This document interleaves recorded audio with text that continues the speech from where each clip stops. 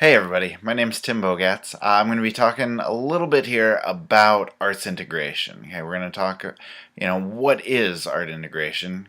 We're going to talk why, why it might be helpful to bring into schools. We're also going to talk about how, which will probably be most relevant for you, as far as how you can bring it into your school, what you can do in your own classroom to add the arts and, help your students capture some different things through the arts that they may not otherwise be able to do.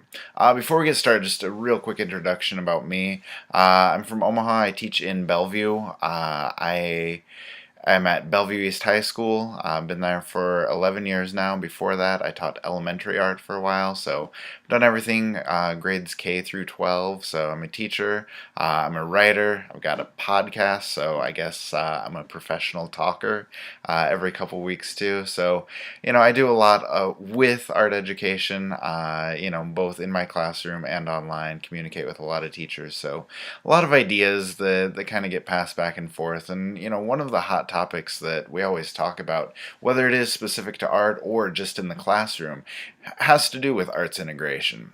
And a lot of art teachers love the idea of arts integration, and you can count me among that camp because I think it lends itself so well to so many different subjects.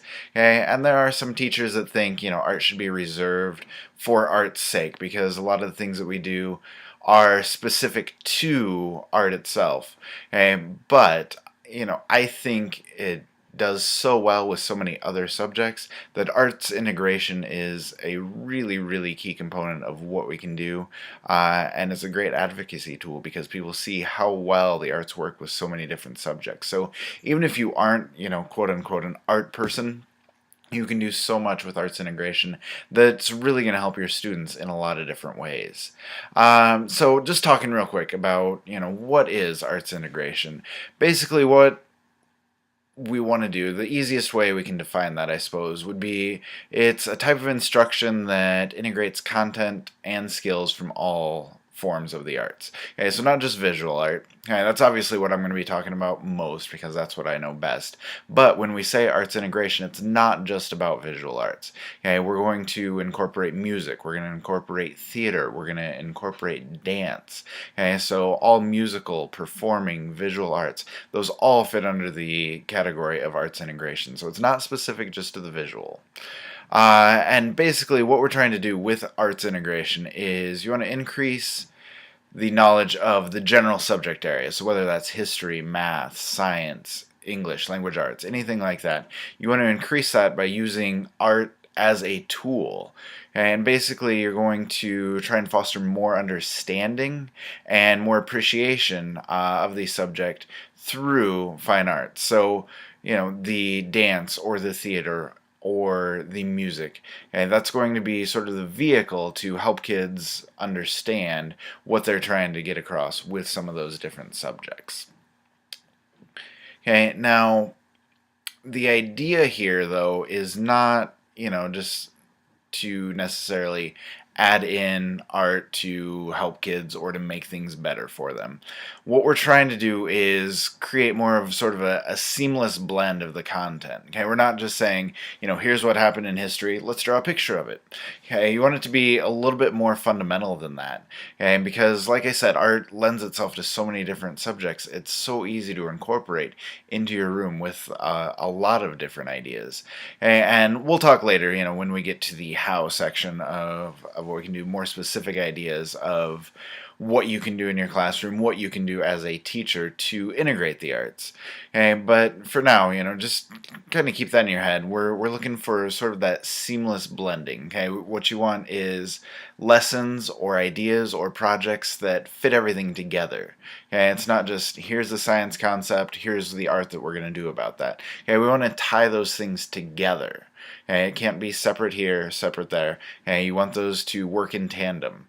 Okay, and a little bit more of a later discussion is what you can do with the art teacher, okay, how the classroom teacher and the art teacher can work together.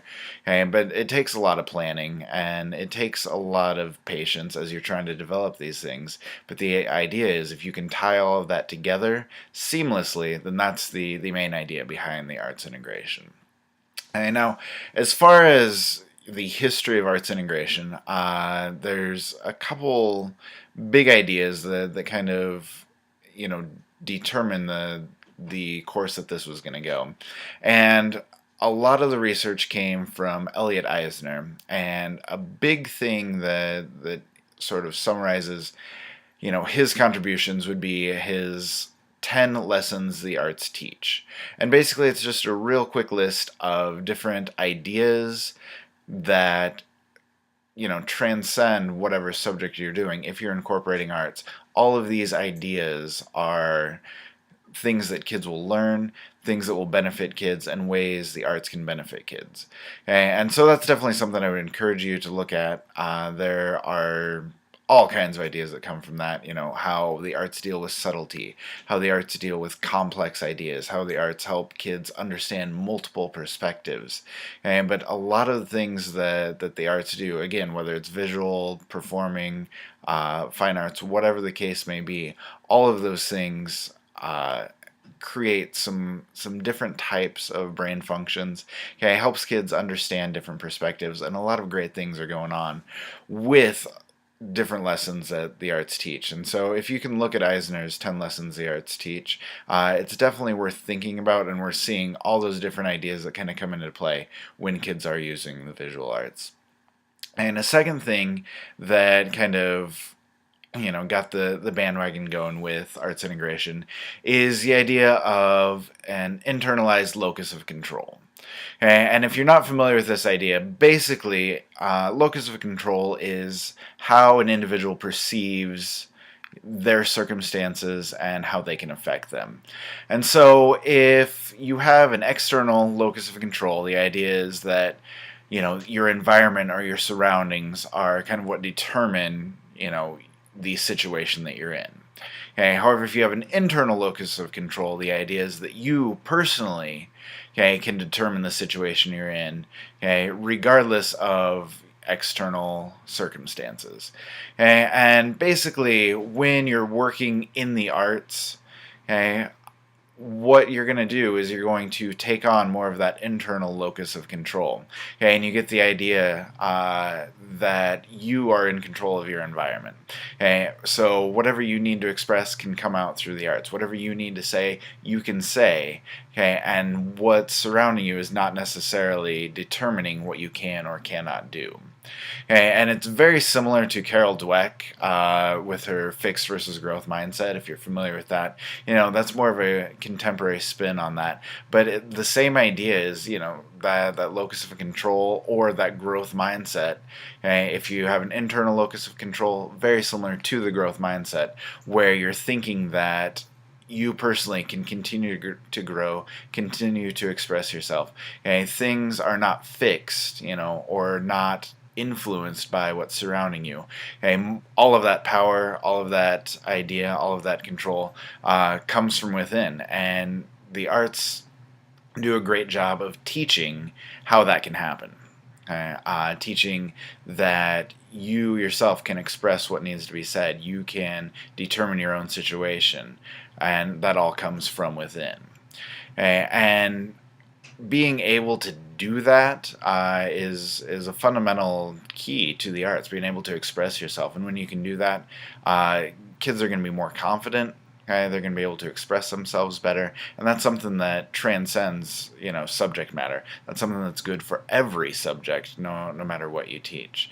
And then just one last thing, as far as the what's of arts integration. There's so much focus now on STEM subjects: science, technology, engineering, and math. And those are all, spectacular to focus on. But a lot of arts people who want to integrate, would rather that STEM become STEAM. You add an A in there. So you have science, technology, engineering, arts, and math. And so not only do you have the science, the technology, the engineering, all the very logical, sequential sorts of things. Okay, you also have that artistic flair, that artistic component, which is going to make things more creative. You get more visual thinkers, you get more creative thinkers when those arts come in, and it's not all just logical and sequential. You need that creativity to come up with your new ideas, new ways of doing things. You can't just focus on the logical, you also need to focus on the creative as well.